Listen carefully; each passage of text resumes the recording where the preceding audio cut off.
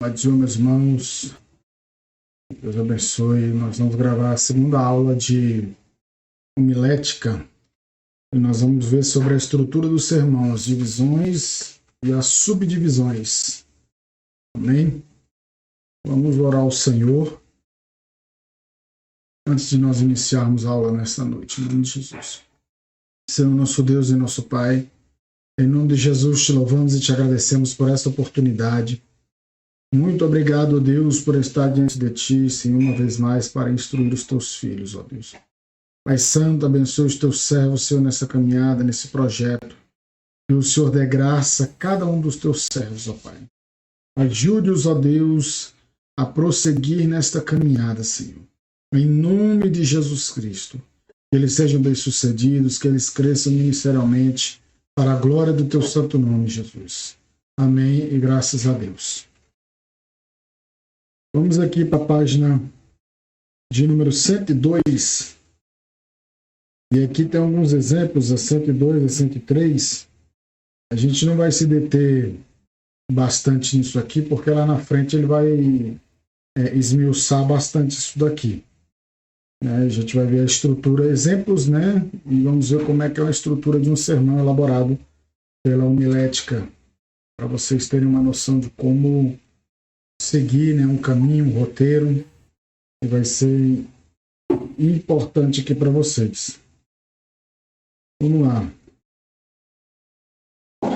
Na página 104 diz assim, que tem um tema, né? Nós temos o tema, tem que ficar isso bem claro aqui, que a gente tem um tema, assunto, título ou tema, né? Texto, assunto, título ou tema, introdução, proposição, transição ou locução transacional. Geralmente isso aqui é para o sermão expositivo e sermão textual, que se usa bastante esse esquema aqui. Aí o tema é o que dá nome ao conteúdo em discussão. E aqui tem um exemplo, né? Experimentando a transformação pelo Espírito Santo de Deus. Esse é o tema. O que é a proposição? E o que é a introdução? É o processo pelo qual o pregador procura preparar a mente dos ouvintes e prender-lhes o interesse na mensagem que vai proclamar. Então, como eu falei para vocês na aula passada, a introdução ela é breve e ela é de extrema importância, porque é nela que você prende os seus ouvintes ou você perde os seus ouvintes. É bem logo no começo. Então a introdução tem que ser bem feita e de uma forma bem objetiva e concisa, resumida, que é para fazer a ponte, né, para você poder desenvolver o seu texto. Aí tem a proposição. É a afirmação que vai reger todo o desenvolvimento do corpo do sermão até o final. A proposição produz uma indagação. E o início de cada tópico do sermão será uma resposta para a indagação da tese. Exemplo aqui, né? Que eles estão citando. Como ser transformado pelo Espírito Santo? Ou como podemos ser transformados pelo Espírito Santo? Como, né? Aí você vai responder. Aí na locução transicional é a frase que irá fazer a ligação entre a proposição e o primeiro tópico do sermão. Aí ele vem. Com base no texto de 1º livro de Samuel, capítulo 10, versículo do 1 a 11, veremos como podemos ser transformados pelo Espírito Santo. Aí ele vem aqui no tópico 1, né? Exemplo, podemos ser transformados pelo Espírito Santo evitando gastar tempo com pessoas que vivem comentando a vida dos outros. E aí você vai fazendo essas subdivisões aqui do seu tópico, subtópico, e por aí vai. E a aplicação, que é a parte essencial do sermão, deve-se fazer uma ou mais aplicações no mesmo sermão. Então, é de extrema importância. Você tem que fazer a aplicação. O seu texto ele não pode ficar só no passado, só nos tempos bíblicos, só no tempo da história bíblica, não. Você tem que trazer para os dias atuais, ele tem que ter uma aplicação, ele tem que produzir alguma coisa em você que está pregando e no seu ouvinte. Então essa essa é a importância da aplicação, você aplicar o texto. É de extrema importância isso daqui. Porque se você não aplicar o texto, você simplesmente narrou a história no tempo dela. E não contextualizou, não aplicou. Aí fica difícil, né? A mensagem ela tem que ter uma aplicação. Aí aqui ele vai citando, né, exemplos de mensagens, de esboços, né? Isso aqui você pode estudar em casa, sozinho. Aí aqui na página 113 tem o passo a passo na elaboração do sermão. Aí aqui é interessante a gente ver aqui, ó, o assunto. O que é o assunto? É por onde se dá início ao sermão.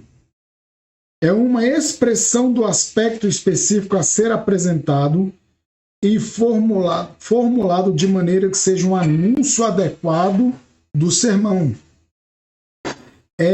Que serve para despertar interesse das pessoas e dar nome ao conteúdo do que vai ser falado. E o assunto deve estar dentro do texto e ter relação com o que vai ser pregado. Então, o assunto é por onde se dá início do sermão, ao sermão. Tem que despertar o interesse dos seus ouvintes. 1.1, 114. Como descobrir o assunto? Qual é o assunto? Onde está o assunto? Que assunto você vai tratar? A escolha do assunto deve ser, antes de tudo, feita em oração.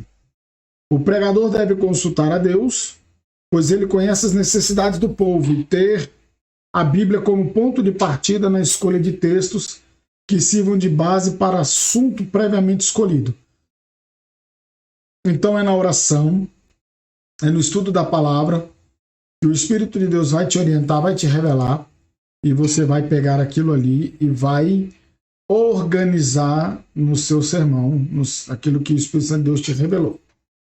Mas também, o assunto pode surgir de outras fontes também.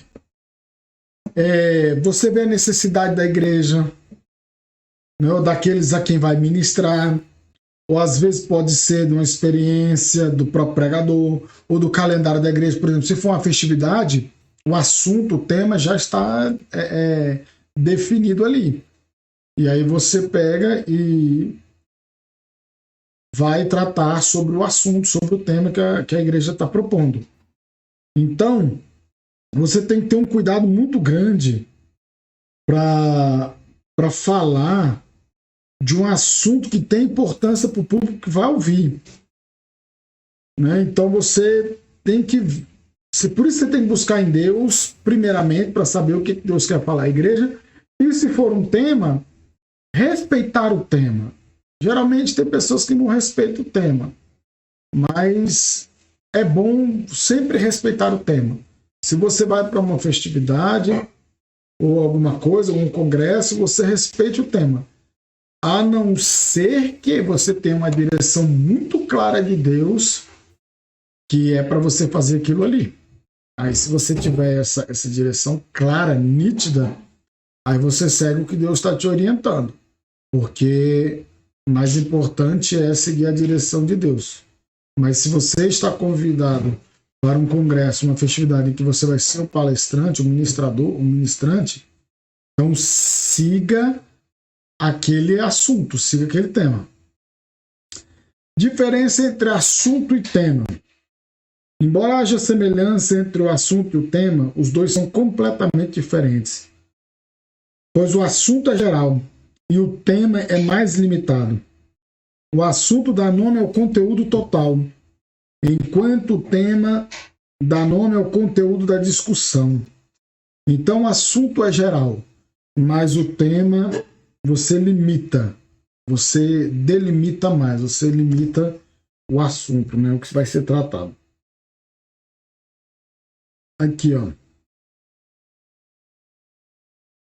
Assunto é a base mais ampla do texto e tema é uma particularidade do assunto.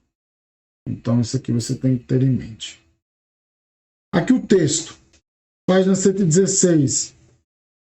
Vem da palavra latim tecere, que significa tecer, compor. É a trama do pensamento de alguém. É o trecho bíblico em que o pregador se baseará para pregar a mensagem. O sermão deve sempre estar firmado num texto bíblico para ter autenticidade e credibilidade por parte de quem ouve. No entanto, o pregador precisa ter cuidado ao escolher passagens para pregar. Há que se evitar, por exemplo, textos que contenham declarações de ímpios ou de demônios, genealogias e por aí vai. Isso porque às vezes declarações feitas pelos ímpios não expressam a verdade aprovada por Deus, mas sim suas próprias ideias. A inspiração deve-se ao fato de ser verdade que está registrada na Bíblia, mas não que Deus aprove tais afirmações. Então, muito cuidado na hora de fazer uma escolha de um texto, né, de um versículo. Tem que entender e compreender todo o contexto, né? Aí aqui fala mais embaixo, né, o contexto imediato, que é os versículos que se encontram antes e depois dos lidos, né? E por aí vai. A gente já tratou muito isso, né? A gente observar o contexto, os versículos anteriores e os posteriores, aquele verso que você quer trabalhar e tudo mais. Aí aqui tem o assunto, né? Ele citou esse sermão aqui de João 8:32, aí ele vai fazer um esboçozinho aqui, né? O assunto, cidadania celestial. Aí o tema, identidade do cidadão dos céus. Então você vê que ele, de modo geral, bem geral, a cidadania celestial. Tá, aí o tema vai limitar mais ainda. A identidade do cidadão dos céus. Então vai falar de cidadania celestial, mas agora aí qual é a identidade do cidadão dos céus? Então o tema delimitou. Aí tem a introdução, a proposição, a locução transicional, e aqui vai a divisão aqui. Aí tem o contexto geral, né? Que é na página 117, contexto geral remoto, entende-se por uma visão geral do capítulo, livro, até a Bíblia toda sobre determinado assunto. O contexto limita e revela a pretensão do autor. Precisamos descobrir o significado do discurso do texto. Nossa tarefa é discernir o que os escritores originais queriam dizer.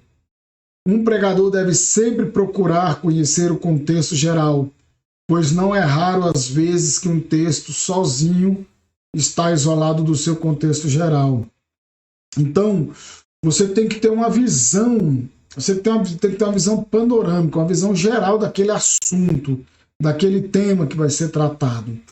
Você tem que saber o que você vai falar sobre, você tem que conhecer o assunto, não de forma superficial, mas você aprofunda. Você, por exemplo, você estuda aqui Abacuque, você vai pregar sobre Abacuque 3, 17 e 18. Mas você tem que entender o contexto. Você estuda o capítulo 1, capítulo 2, capítulo 3. Aí você tem esse contexto geral, essa visão panorâmica do que vai ser tratado, porque quando você chega nesses versículos, você tem mais ou menos a noção de onde ir, para onde ir. Então isso aqui é muito importante mesmo.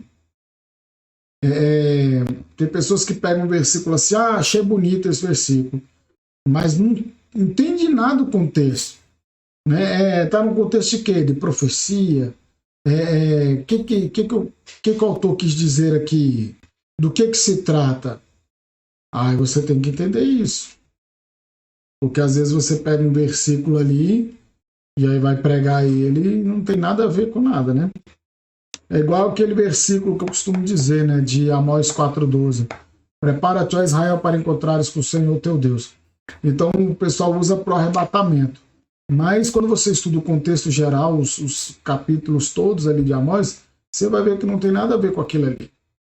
Então é muito importante isso aí. Vamos lá. O tema, página 120. O tema vem logo após a escolha do assunto. É o resumo daquilo que vai ser falado. A palavra grega tema significa ponho, coloco, guardo, deposito, trazendo assim a ideia de algo que está dentro ou no meio de alguma coisa.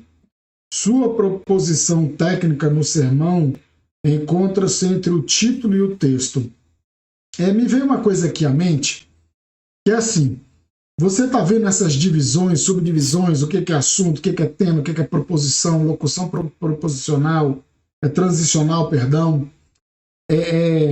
Aqui é para te orientar como você deve elaborar uma mensagem. Mas quando você de fato for pregar, você não vai falar o assunto, agora tema, agora locução transicional, agora introdução. Não, isso aqui são ferramentas que te ensinam e que você vai lançar a mão para você montar uma boa mensagem na dependência de Deus, na direção de Deus, sempre buscando o que Deus quer falar ao seu povo. E aí, quando você consegue extrair essas coisas, organizar essas coisas, você vê que você consegue elaborar um roteiro, aí a sua mensagem ela segue um roteiro em que você vê que tem um começo, um meio e um fim, tem coerência e coesão. Não é aquela coisa assim solta, que você começa a pregar uma coisa, daqui a pouco está pregando em outra, aí daqui a pouco está falando um assunto, aí daqui a pouco está em outro assunto, daqui a pouco é aquela bagunça, aquela salada. Não. Aqui você vai estudar isso aqui. Estude isso aqui. Tente identificar essas coisas aqui. Tente identificar assunto. Tente identificar o tema. Tente identificar a proposição. E quando você vai pregar, geralmente você já fala assim, o tema da mensagem é. Aí, quando você está desenvolvendo a sua mensagem, automaticamente essa introdução, essa locução transicional já está na sua fala. O que você está falando, você já está ligando um ponto no outro, amarrando a introdução, no desenvolvimento, na conclusão. Você está desenrolando todo um roteiro na sua pregação. Você vai ficar falando, né, na hora da sua mensagem, não, porque senão vai ficar uma coisa muito mecânica, muito metódica, mas na sua experiência, na sua vivência ministerial, aí você vai desenrolando esses assuntos. Né, você vai desenrolando esses assuntos aqui que são tratados. Vamos lá. Aí aqui tem... Aqui ele pega um assunto da cidade de Campinas, né? Ele pega o assunto, Campinas. Então o assunto aqui é Campinas. Então Campinas, você vê que é uma coisa muito genérica, né? Muito geral, muito generalizada. Aí o que ele quer falar de Campinas? Aí ele delimita o tema, polo científico do interior. Então, pera lá, então ele vai tratar sobre o polo científico do interior. Aí a proposição, Campinas é o maior produtor de ciências e de tecnologia do interior. Então a mensagem vai girar em torno disso aqui. Essa proposição que vai te guiar. Que ele afirmou que Campinas é o maior produtor de ciências e tecnologia do interior. Então isso aqui vai te nortear. Aí a locução transicional é aquela frase, né, aquela ligação que faz, né, que você faz. As pesquisas mostram as razões porque Campinas é a cidade maior produtora de ciência e tecnologia do interior. Então você vê que é uma frase simples, objetiva. Aí ele vai.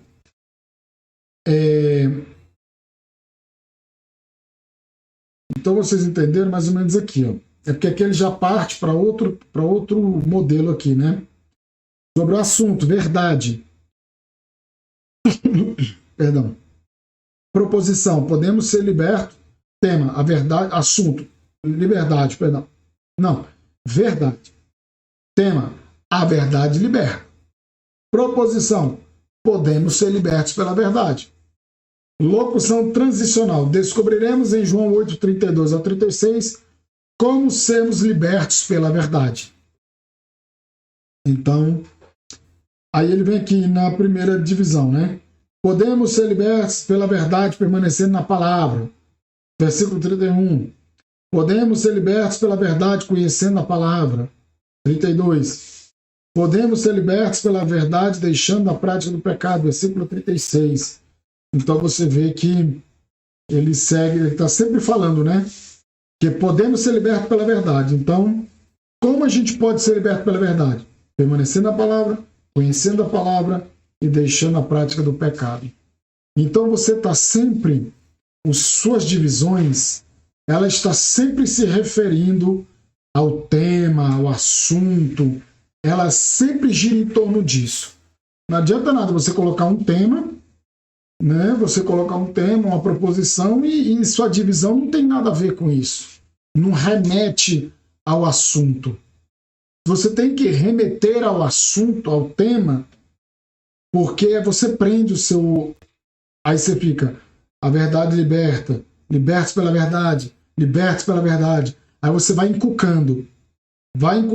Podemos ser libertos pela verdade, permanecer na palavra. Podemos ser libertos pela verdade, conhecendo a palavra. Podemos ser libertos pela verdade, deixando a prática do pecado. Então você vai encucando na mente do seu ouvinte. Aí o seu ouvinte ele sai de lá o quê? Entendendo absolutamente tudo que Deus estava querendo dizer. Ah, então eu entendi. Eu posso ser liberto pela verdade. E ser liberto pela verdade, permanecendo na palavra, conhecendo a palavra e deixando a prática do pecado. Aí a pessoa sai de lá o quê? Fortalecida, alimentada e devidamente instruída. Aí aqui ele vem tratar sobre a questão da introdução, né? Falou sobre o tema, agora a introdução. E eu já falei muito para vocês sobre isso aqui. Que a introdução é o momento que você perde ou ganha seu ouvinte. E na página 123 ele diz que convém que o pregador passe a parte principal da mensagem tão logo que possível. Embora ocasiões em que saudações cordiais caem bem, inclusive quando o ministro ocupa o púlpito como pregador convidado. Mesmo assim, as saudações não devem ser extensas. Então você vê, irmãos, que geralmente a pessoa vai ser convidada a um congresso onde tem muitas, assim, aparentemente, muitas assim, pessoas importantes, né? Presidentes de campo, um congresso notório, assim, né? Tipo um Algidão missionário, famoso, né? E que o povo gasta quase meia hora da mensagem só cumprimentando a tribuna, né? Só cumprimentando e falando o povo. É o que acontece. O meu professor de homilética, pastor Gilton Moraes, ele falava o seguinte: quem tem uma coisa importante para falar, fala logo, não rodeia. Então a introdução você só faz uma ponte para aquilo que você vai tratar. Então, é claro que você deve, dentro da ética ministerial, como convidado, você deve se dirigir, né, ao pastor da igreja, cumprimentar e de forma protocolar, né, eu cumprimento o pastor da igreja, os demais obreiros, né, o corpo ministerial da igreja, né, a paz do Senhor para a igreja, cumprimento a igreja, cumprimento o pastor, os obreiros, ou então na pessoa do pastor presidente eu estendo, né, meus cumprimentos a todo o corpo ministerial. Então você faz uma coisa assim, você faz aquela coisa protocolar, mas sem estender muito, sem ficar parecendo uma rasgação de seda, como se diz, né? Pessoa bajulando, não sei o quê, ppp. Não. A paz do Senhor, a igreja, Deus abençoe a paz do Senhor. Eu quero agradecer a oportunidade ao pastor que nos convidou, nos confiou a oportunidade. Né? Eu quero agradecer a Deus por todos os obreiros, por o corpo ministerial. E manda ver. Introduz a mensagem e vai embora. Não fica aquela amassação de barra, aquela rasgação de seda, não, sabe? Que a gente vê por aí afora. É terrível, terrível. Aqui, ó, na página 124 é interessante aqui, ó. Ele fala assim, né? E na hora da introdução, na hora de se apresentar, você não deve ficar... Olha que interessante aqui, ó. Aqui na página 124 diz aqui que conta-se que o pregador começou a mensagem assim: Este distinto auditório merece ouvir um pregador à altura e não um pobre, muito atribulado e humilde servo de Deus como esse que vos fala. Todavia, pela dificuldade de conseguir outro e pela pena que tive do pastor fulano, eis-me aqui para vos aborrecer por alguns minutos. Creio que, dizendo os meus pensamentos mal alinhavados, estarei apenas reproduzindo vossos pensamentos. Meu irmão, se numa introdução você fala isso, você matou seus ouvintes. Então, outra coisa que o povo costuma muito fazer, né? Principalmente na nossa igreja, né? Ai, irmãos, é porque eu não sei pregar, eu não sou pregador, e que não sei o quê, e papapá. Ou então é para cantar, né? Ah, porque eu não sou cantor, eu sou adorador, e que não sei o quê, ppp.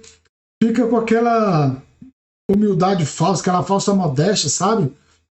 Não, irmão, se você tem as suas limitações, se você tem as suas fragilidades, guarda para você. Porque assim, se Deus permitiu você assumir aquela oportunidade, aquele púlpito para ministrar a palavra de Deus, é porque Deus ele te conhece.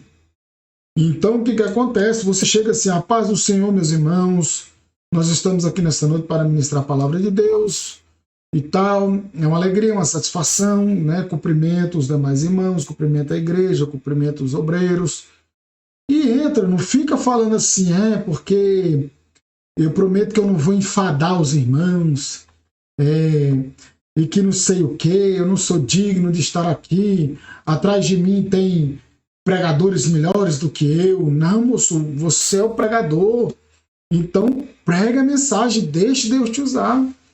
Se Deus permitiu você estar ali, é porque era você para estar ali, né? Então, faça dessa forma. Ou então evite assim, porque igual aqui, né? Como não tinha outra, eu vim aqui suprir, né? Tampar o buraco e tal. Não, fica pra caramba. E outra coisa também aqui, ó, no 4.2, a introdução só deve prometer o que realmente pode oferecer, né? Aí tem muitas pessoas que querendo causar impressão, diz assim, nessa noite Deus irá salvar tantas pessoas, Deus vai fazer maravilhas, vai renovar tantas e tantas pessoas. Irmãos, para você dizer isso, você tem que ter certeza de que Deus vai fazer aquilo. Entendeu?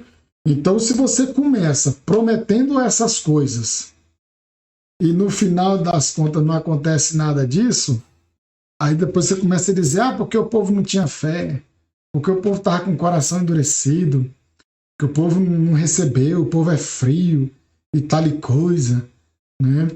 Então, tome muito cuidado. Você tem que ter muita certeza de que verdadeiramente Deus está ali te mandando fazer, ou Deus está dizendo para você que vai acontecer aquilo ali. E senão depois você passa vergonha, né? Vamos lá.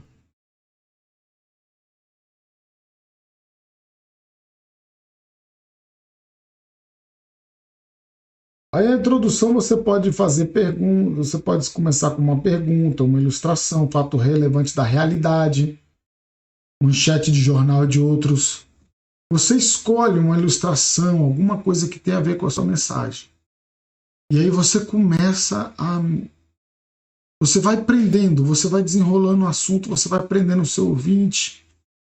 E tal, você vai falando, né? Pois então, de acordo com o que nós falamos, com o que foi dito, a Bíblia diz assim, assim, assim, assim, assim. Então, isso é interessante. Você começar com uma ilustração, você começar com um assunto e que vai prendendo, né, uma história interessante que tem a ver com o tema, que tem a ver com o que você vai tratar. E aí isso prende, isso chama a atenção, né?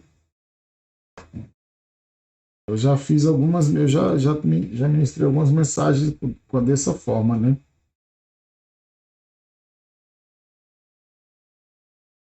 E aqui na página 126 tem outros exemplos, né? 127 de sermões, exemplo de sermão. Vamos lá. Aí é 128 também. Aqui Uma vez eu comecei uma mensagem contando sobre uma história que aconteceu numa família sobre o Natal, né? Uma mensagem, comecei com uma ilustração sobre o Natal. E aí, na hora que eu terminei a história, que o povo ficou bem curioso de saber, aí eu entrei na mensagem, já desenrolando o que tinha a ver, né, com a ilustração. Bem interessante. Frase de impacto ou frase de efeito. Frase de impacto. Irmãos, tem que ter muito cuidado, né? Com essas frases de impacto ou muitas frases de efeito que o povo usa, né? Então tem que ter muito cuidado com isso. Vamos lá. Normalmente, após saudar os ouvintes, o pregador convida-os a abrir a Bíblia e ler o texto. O assunto do sermão não é necessário ser anunciado, pois está embutido no tema. Como eu falei para vocês, né? Você não precisa ficar contando toda a estrutura.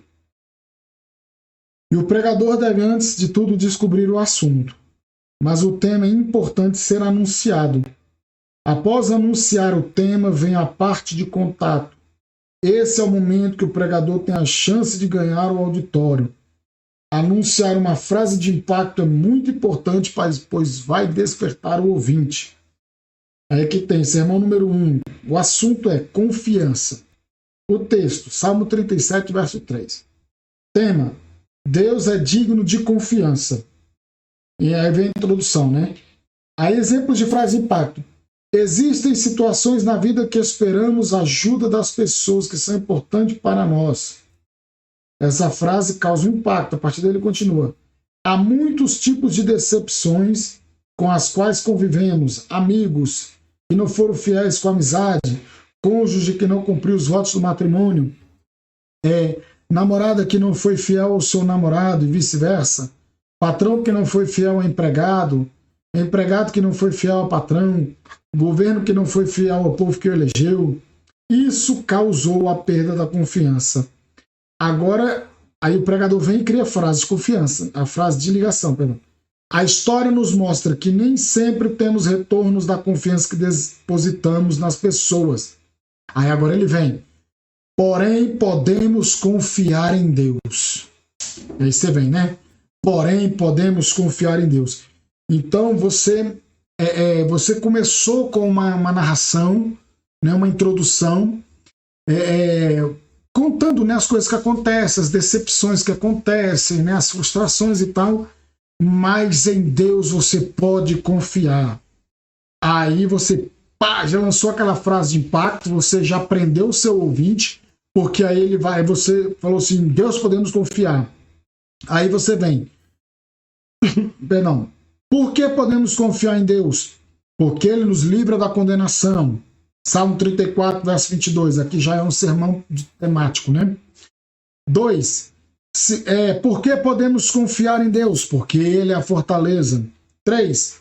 Por que podemos confiar em Deus? Porque Ele é o auxílio. Então você prendeu o seu ouvinte. Você veio com uma história que de fato realmente acontece, que tem tudo a ver. Aí você lança aquilo ali, né, aquela situação negativa, para depois lançar a positiva. Os contrastes, né? E aí você fala, mas podemos confiar em Deus. Por que podemos confiar em Deus? Porque Ele nos livra da condenação, porque Ele é a nossa fortaleza, porque Ele é nosso auxílio.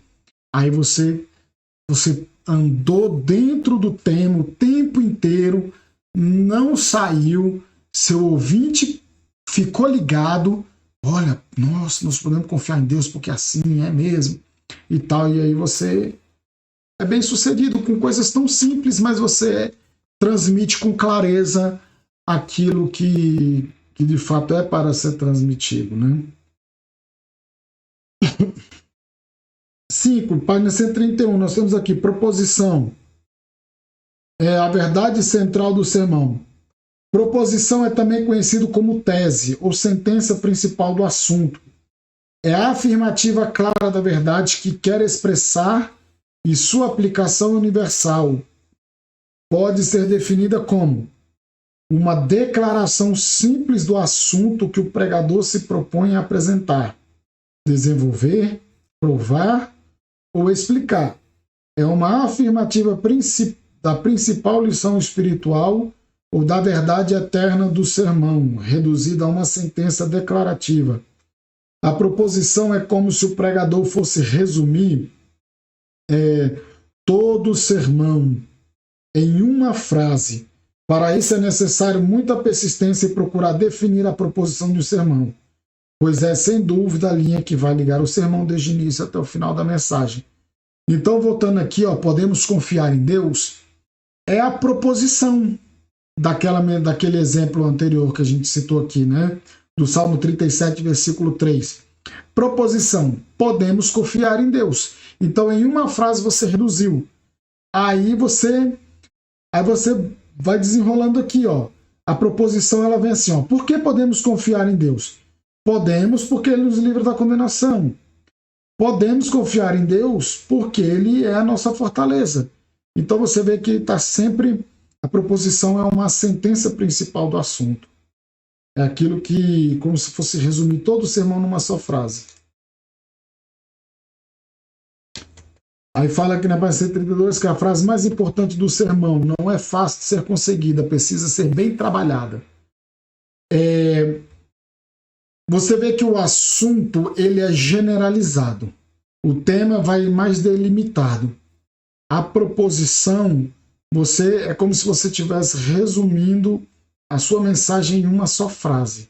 Então você vê que tanto o tema como a proposição você vai enxugando, você vai limitando para ser objetivo, né? O assunto, você parte do geral, que é o assunto, aí você vai limitando e se organizando.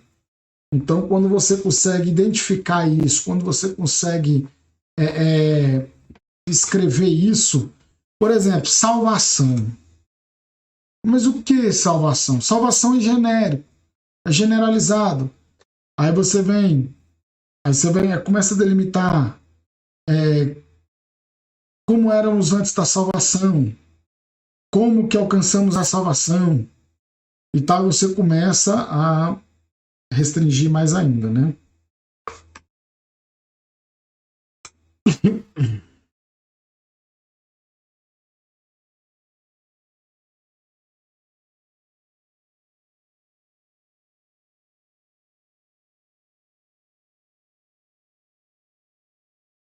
E ele fala bastante sobre proposição, né?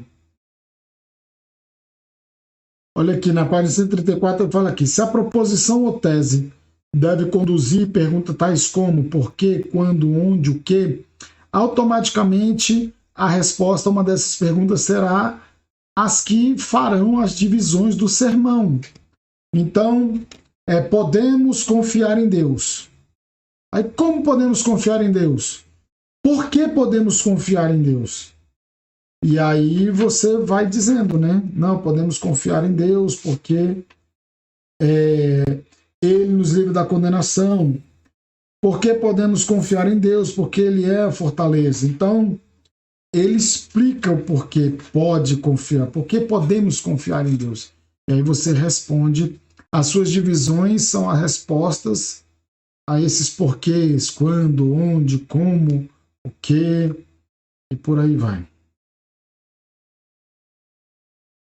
Aí tem aqui, na página 134 aqui, assunto, santificação. Então você vê, santificação é vago, é vasto, é genérico. Aí, tema, necessidade da santificação.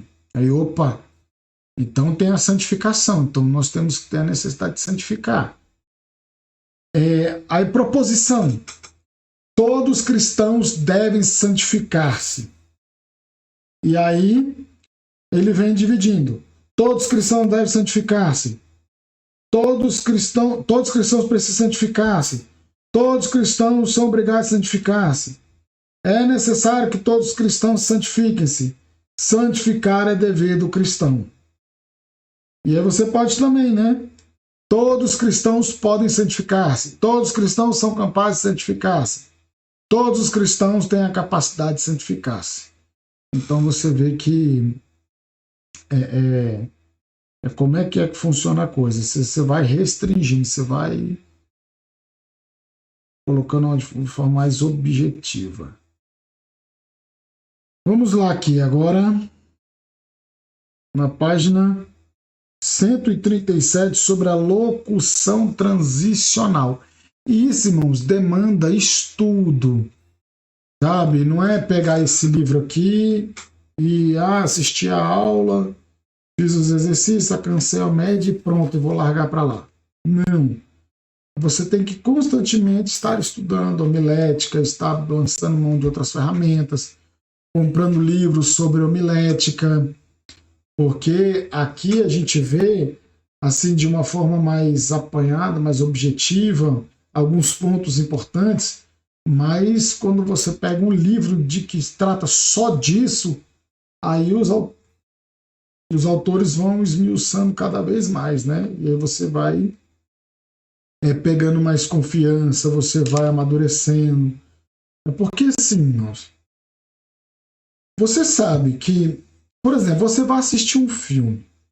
Se o filme não tiver um enredo bacana, não tiver uma história boa, não tiver um começo, meio e fim, você perde a graça. Analisa, começa, poxa, eu vou na igreja, o camarada falou, não entendi nada, não sei onde ele quis chegar. É ruim. Então, você está assistindo um filme, poxa, não entendi nada, não sei para onde foi, não sei como é que... Não, você entende? É ruim, você perde o interesse. Então, você tem que sempre estar se aprimorando nessas coisas. Porque aí você consegue passar mais credibilidade. Você consegue transmitir com clareza a mensagem de Deus. Só que, eu volto a frisar, não podemos ficar presos às ferramentas. Nós temos que ter uma direção, uma inspiração, a dependência do Espírito Santo de Deus. E aí, dentro desse roteiro, você transmite aquilo que Deus quer falar com a igreja. E a locução transicional é a ponte de ligação do sermão. Até aqui já vimos que o sermão começa com a escolha do texto. Desse extrai o assunto. A seguir vem o tema que limitará o assunto que será tratado. Em seguida vem a introdução, que é trazer uma ideia geral do tema que será tratado. Na sequência vem a parte da proposição, que é a síntese numa frase, por meio de uma verdade que não está limitada ao tempo e que, portanto, pode ser chamada de verdade universal do sermão. Depois de todos esses passos, estaremos prontos para entrar no que podemos chamar de locução transicional ou frase de transição. A frase onde tudo está preparado. Ela servirá para formular a proposta sugerida pela proposição. Perdão. Vejamos a sequência do que já aprendemos até aqui. Texto, assunto, tema, proposição e agora locução transicional. Então vamos lá. Se a proposição tem o objetivo de dar ênfase e ao mesmo tempo direcionar o tema, a locução é a frase que irá fazer a ligação entre a proposição e o primeiro tópico do sermão. Voltamos lá para aquele exemplo, né? Vamos aqui, vamos para a página 138. Vamos usar esse outro exemplo aqui. Como fazer uma locução transicional? O assunto, ansiedade. O texto, Mateus 16, do 7 ao 11. Tema, as consequências da ansiedade. Proposição, precisamos vencer a ansiedade.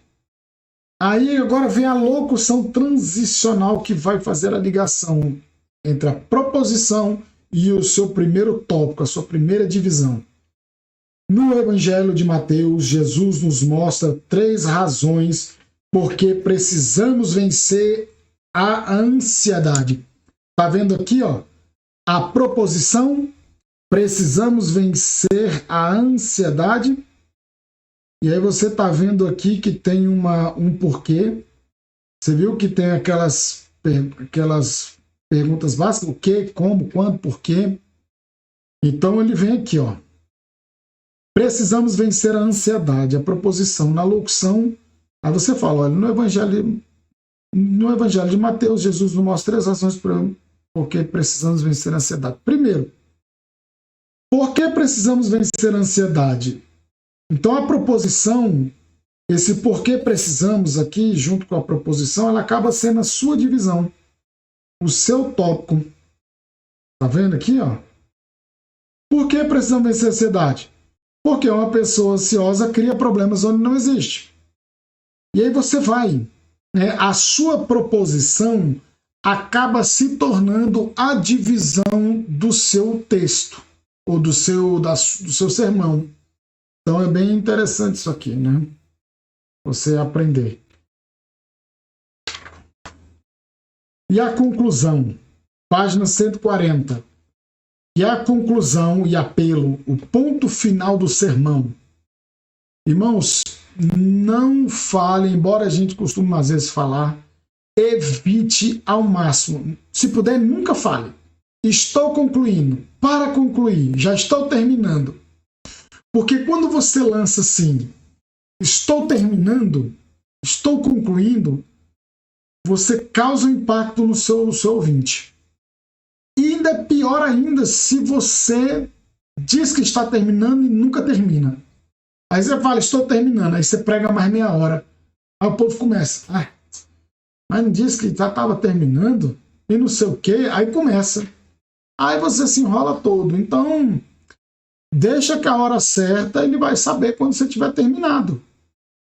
Então, e a conclusão, ele é aquele momento que você não vai repregar. Você vai citar de forma geral assim. Então, por exemplo, aqui, ó, nesse exemplo aqui, ó, do ansiedade, né? Aí você está lá, você falou assim, irmãos, abram a Bíblia no Mateus 16, do 7 ao 11. Vamos tratar sobre a ansiedade. E aí, o tema dessa mensagem é as consequências da ansiedade. Aí você diz assim, no Evangelho de Mateus, Jesus nos mostra 3 razões por que precisamos vencer a ansiedade.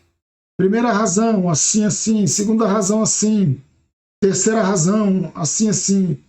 Aí você fala assim, portanto, irmãos, diante disso tudo, Jesus Cristo, ele nos dá vitória sobre a ansiedade.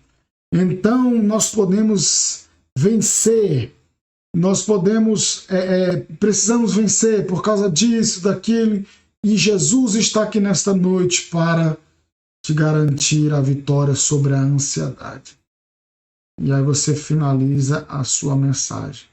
Você trouxe um resumo daquilo que foi pregado. Você fez tipo um reforço daquilo que você tratou e abordou. E aí você conclui, né, a sua mensagem.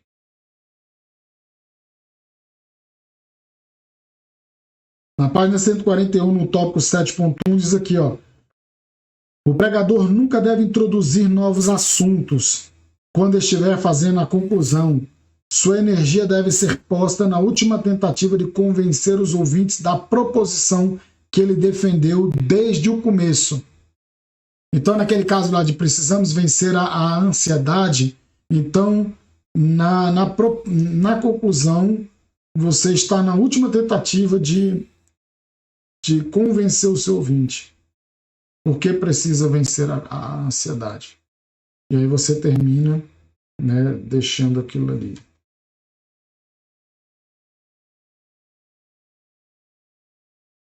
Aí aqui tem os tipos de conclusão, né?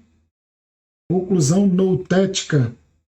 O termo noutético é uma composição do vocábulo grego nou, igualmente, mais que teo, que é igual a trazer, noutikemil, trazer à memória, fazer recordar, advertir, repreender.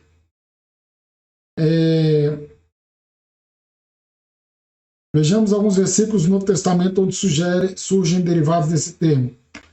E certo estou, meus irmãos, sim, eu mesmo, a vosso respeito, de que estáis possuídos de bondade, cheios de todo o conhecimento, aptos para vos admoestardes, o notetem, uns aos outros, admoestardes uns aos outros. Então é a conclusão noutética. Né? Você usa aqui a palavra advertir, repreender, trazer à memória. Aí a conclusão antitética, que é um vocábulo grego composto que significa resistência. Carrega o sentido de puxar em sentido contrário, resistir, estender-se em frente dele. Essa palavra aparece na exortação de Paulo a Timóteo em ter cuidado com as discussões, que ele chama de contradições do saber, né? Aí ele cita aqui, ó, 1 Timóteo 6,20. E tu, ó Timóteo, guarda o que te foi confiado, evitando falatórios inúteis e profanos e as contradições, né? Antíteses do saber, como falsamente lhe chamam.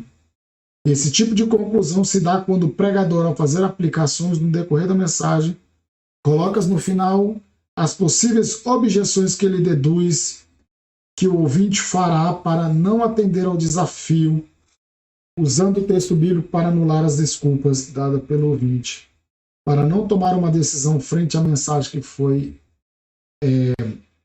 apresentada. Então Paulo ele aconselha, ele fala bastante para Timóteo: olha, Timóteo, você tome cuidado, você prega a palavra, você não despreze o dom de Deus que há em ti. E aí ele vai falando, né, várias coisas, aí ele finaliza dizendo: olha, Timóteo, guarda o que te foi confiado e evita falatório inútil, profano e contradição. Então você vê que Paulo conclui tudo aquilo que ele ensinou para Timóteo, dizendo que o bom era ele guardar o que foi confiado e evitar os falatórios inúteis. Né? Conclusão sintética. Deriva da palavra grega composta, composição, justaposição, combinação, mistura, síntese.